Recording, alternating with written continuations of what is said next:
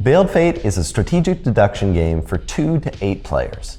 It mixes the careful planning of mainline strategy games with the banter and misdirection of social deduction games, blending the genres into something we call strategic deduction. You play as a celestial being, secretly manipulating the fate of 9 demigods who roam the Earth. At the beginning of the game, each player is randomly and secretly assigned a demigod. This demigod is your offspring, kept secret from the other players until the game is over. At the end of the game, the demigod with the most victory points, called Renown, wins the game. If you haven't set up the game, check out our How to Set Up Veiled Fate video or reference the rulebook for setup instructions. At this point, the board and tokens should be set up, the appropriate number of quests for your player count placed on the board, your first player chosen, and each player should have their secret demigod card face down in front of them. The game takes place over 3 ages. At the beginning of the first age, each player draws 5 fate cards. Fate cards are used throughout the game to secretly vote on the outcome of quests and age cards, thereby influencing the fate of the 9 demigods. There are 5 different kinds of fate cards: Feather, Double Feather, Scorpion, Double Scorpion, and a +2 fate card, which adds 2 random fate cards to a vote when revealed. Once everyone has 5 fate cards in their hand, you're ready to start playing. During the setup phase, we placed an altar in the city. Now, the first player draws the top card of the age deck and reads it aloud, placing it at the center of the board. We'll talk more about age and city cards a bit later. Now that the first age is set up, players begin taking turns, starting with a player holding the first player token. On their turn, players may use up to 2 actions. Actions can be used in 2 ways: move a demigod or use a god power. First, we'll talk about movement. Now you've probably been wondering, how do I keep the identity of my demigod a secret? Easy. You hide in plain sight. Any player can use their action to move any of the 9 demigods on the board. When you choose to move a demigod as your action, you can move them to any adjacent location, to an open slot on a quest in an adjacent location, or to an open slot on a quest in the region they are currently in. You cannot move a demigod off a quest or directly into the abyss or the pools. When you use a move action to place a demigod on a quest, you must vote on that quest by choosing one of the fate cards in your hand and placing it face down in the pile next to the quest.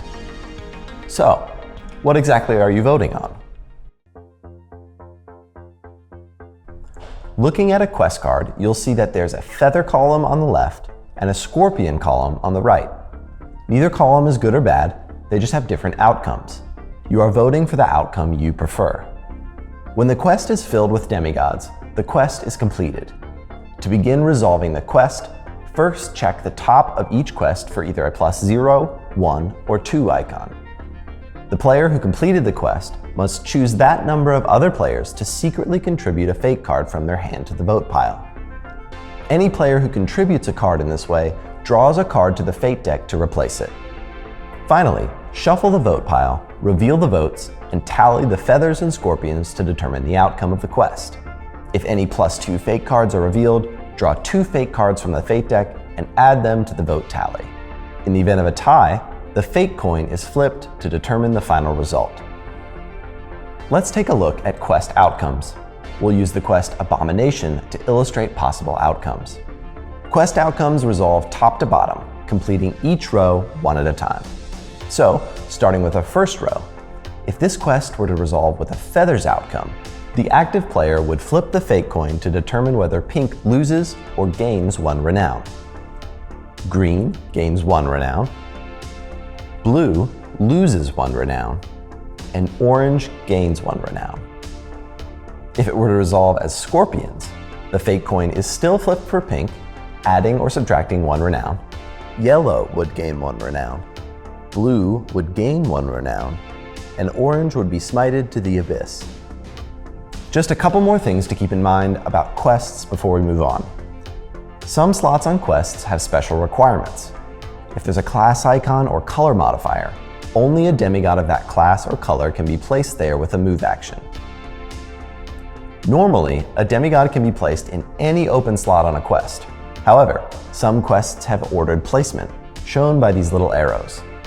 You must place demigods on these quests in the order shown by the arrows.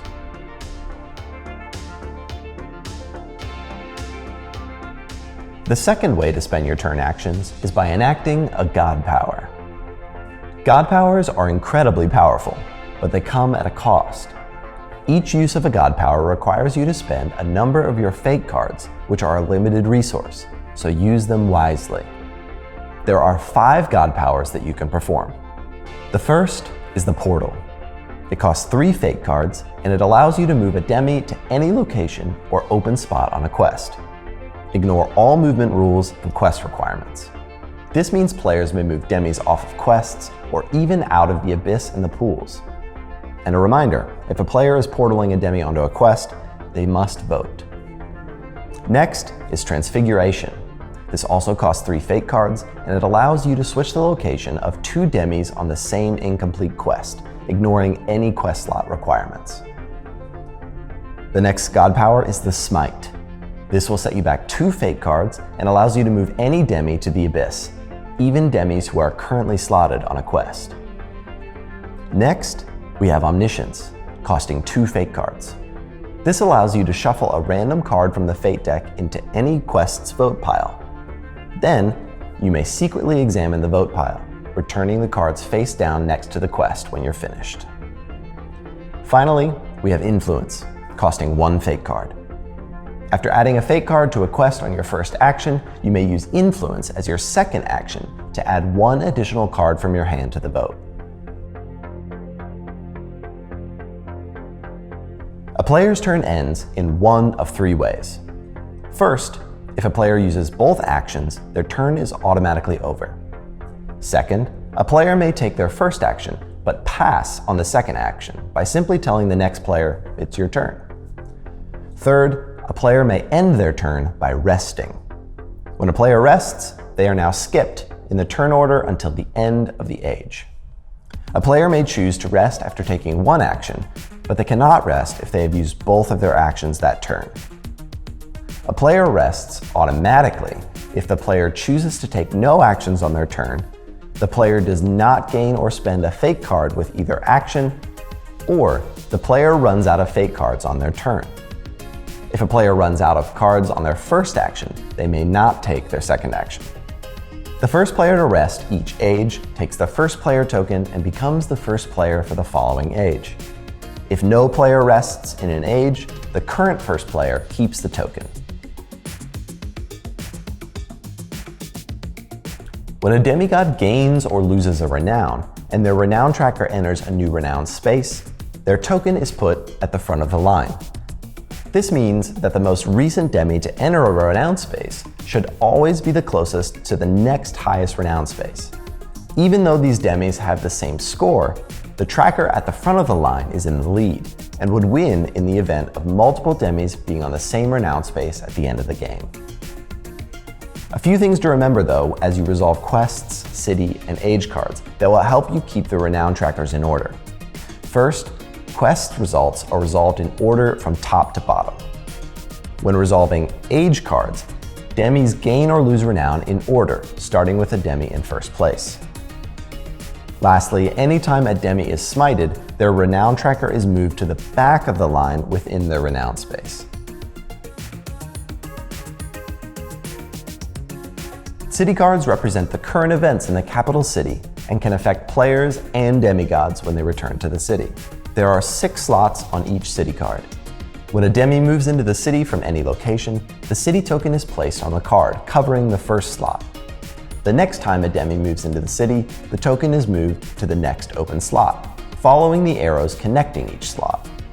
This continues until the last slot is covered or the age ends, at which point the city card is discarded. Some slots on city cards contain result icons. When the slot with the icon is covered by the city token, the icon is immediately resolved. The rewards include drawing a fate card, gaining and losing renown, smiting to the abyss, or a flip of the fate coin. Some city cards have decrees, which are written above the slots. These remain in effect until the city card is discarded. When a demi is sent to the abyss by a smite, they are removed from their current location on the board or quest and placed in the abyss. Whenever a demigod is smited, be sure to move the demi's renown marker to the back of the line in its current renown space. To move a demigod out of the abyss, a player must spend one action to move the demigod from the abyss to the pools. They then draw one fate card into their hand from the fate deck. Then, players may spend one action to move a demi from the pools into the city. This player may then optionally refresh a card. To do this, they discard any one fate card from their hand and draw a new one from the top of the fate deck to replace it.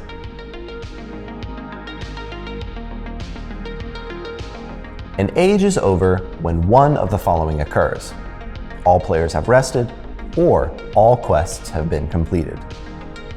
Then, the players resolve the age card. To resolve an age card, the player with the first player token reads the card aloud. Age cards all trigger a global vote. For example, on Defend the Borders, if the vote results in feathers, demis in the forest, coast, and canyons all gain 2 renown. If the vote results in scorpions, demis in the desert, volcano, and mountains all gain 2 renown. In the event of a tie, demis in the city, pools, and abyss gain 2 renown. Beginning with the player to the left of the first player, all players take turns adding fate cards from their hands to the vote pile in the city. On their turn, players may contribute as many cards as they choose to the age vote from their hand, including adding no cards at all. Once all players have had the opportunity to vote, shuffle the votes and reveal them one at a time, tallying the resulting scorpion and feathers. Then, resolve the effect on the age card that corresponds with the winning vote or tie. And remember, all renown added or subtracted from demigods is scored in order from first place to last place, following the renown tracker placement rules from before. To begin the next age, first discard the city card if necessary, as well as any lingering quests, leaving any demis on those quests in the same quest region. Next, each player draws 5 fate cards in turn order, up to the maximum hand size of 8 cards. Then, the players take turns placing new quest cards starting with the first player. The number of quests will vary depending upon your player count. Finally, draw and place new city and age cards, reading aloud their effects. The next age has begun, and players begin taking turns starting with the first player.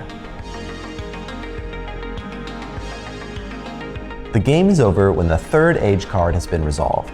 At that time, all players reveal their hidden demigod cards, and the player who reveals the demigod with the highest renown wins the game.